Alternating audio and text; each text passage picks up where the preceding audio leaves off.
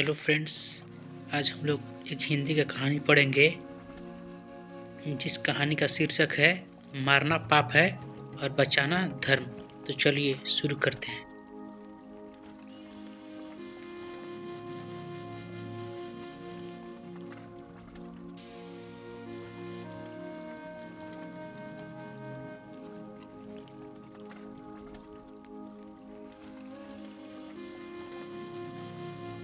चलिए फ्रेंड्स, हम लोग स्टार्ट करते हैं कहानी को। आज से लगभग 2500 वर्ष पूर्व की बात है। कपिल वस्तु के राजा सुद्धोधन का पुत्र सिद्धार्थ बगीचे के एक कोने में बैठा हुआ चुपचाप ना जाने क्या सोच रहा था। इतने में ही बगीचे में एक बालक और पहुंच गया। वह सिद्धार्थ का चचेरा भाई देवदत्त था। उसने बगीचे में आते ही इधर उधर की तीर चलाने प्रारंभ कर दिए। सिद्धार्थ को उसकी यह शरारत पसंद नहीं आई। उसने कहा, देवदत्त, बगीचे में आए हो तो यहाँ शांतिपूर्वक बैठो। पेड़ पौधों और फूल पत्तियों की शोभा को देखो। परंतु देवदत्त ने सिद्धार्थ की ये बातें एक कान से सुनी और दूसरे कान से बाहर निकाल दिया। अचानक उसकी दृष्टि आकाश में उड़ते हुए हंसों पर गई और उसने एक हंस को निशाना बनाकर अपना तीर चला दिया। उड़ता हुआ हंस घायल होकर धरती पर गिर पड़ा। सिद्धार्थ ने दौड़कर उस हंस को उठा लिया और अपनी गोद में बैठाकर सावधानी से उसके शरीर में से तीर को निकाला। इसके बाद उसने ताजे पत्तों को पीसकर हंस के घाव पर उसका लेप कर दिया। देवदत्त चुपचाप खड़ा हुआ यह सब देख रहा था। उसके मन में सिद्धार्थ के प्रति आक्रोश था। उसने सोचा, यह हंस मेरे तीर से घायल हुआ है, इसलिए यह मेरा शिकार है। सिद्धार्थ को बीच में आकर इसे उठाने का क्या अधिकार है? यह सोचकर वह सिद्धार्थ के समीप गया और बोला, भैया, आप क्यों इतना कष्ट उठा रहे हैं? यह मेरा हंस है और इसे मुझे दे दीजिए। सिद्धार्थ ने उत्तर दिया, यह हंस तुम्हारा नहीं, मेरा है। यह किसी भी दशा में तुम्हें नहीं मिल सकता। देवदत्त ने क्रोधित होकर कहा, क्यों नहीं मिल सकता?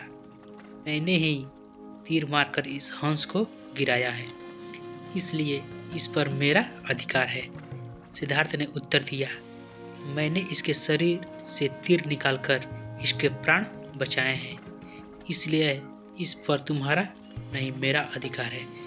सिद्धार्थ ने आगे कहा, मारना पाप है और बचाना धर्म। मैंने इस पक्षी के प्राणों की रक्षा की है, अतः मैं तुम्हें इसे नहीं दूंगा।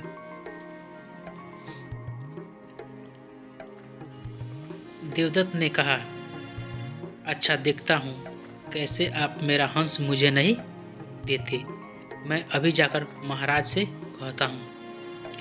महाराज सुद्धोधन ने ध्यानपूर्वक देवदत्त की शिकायत सुनकर सिद्धार्थ से कहा, बेटे सिद्धार्थ, हंस देवदत्त को दे दो। इस पर दुखी होकर सिद्धार्थ ने कहा, पिताजी, देवदत्त ने तीर मारकर हंस को घायल किया है। उसे हंस पर तीर चलाने का अधिकार ही क्या था? इस असहाय और निर्दोष पक्षी ने देवदत्त का कुछ भी नुकसान नहीं किया था, फिर भी देवदत्त ने इसे घायल किया है। इसके लिए उचित या यही होगा कि एक निर्दोष प्राणी को मारने के अपराध में देवदत्त को सजा दी जाए। महाराज सुद्धोधन सिद्धार्थ की बात सुनकर सोच में डूब गए। उनके लिए निर्णय कर पाना कठिन हो गया। कुछ सोच विचार कर उन्होंने कहा, अच्छा, इसका निर्णय स्वयं हंस ही करेगा। हम इस हंस को मैदान में छोड़ देते हैं। पहले देवदत्त इसे अपने पास बुलाने का प्रयास करेगा और फिर सिद्धार्थ। हंस जिसके पास स्वयं चला जाएगा उस पर उसी का अधिकार माना जाएगा। देवदत्त ने अनेक प्रकार से हंस को अपने पास बुलाने का प्रयास किया, लेकिन हंस उससे भयभीत होकर पीछे हट गया। अब सिद्धार्थ की बारी थी। उसने जैसे ही हंस को पुकारा, हंस दौड़कर उसके पास पहुंच गया। सिद्धार्थ ने हंस को प्यार से अपनी गोद में उठा लिया। यह दृश्य देखकर राजा सुधोधन ने कहा, हंस वास्तव में सिद्धार्थ का ही है, क्योंकि इसी ने हंस के प्राणों की रक्षा की है। मारने वाले से बचाने वाला ही श्रेष्ठ होता है। इस प्रकार हंस सिद्धार्थ को मिल गया और देवदत्त अपना सा मुंह लेकर चला गया। भरे दरबार में लोग सिद्धार्थ की जय जयकार कर उठे।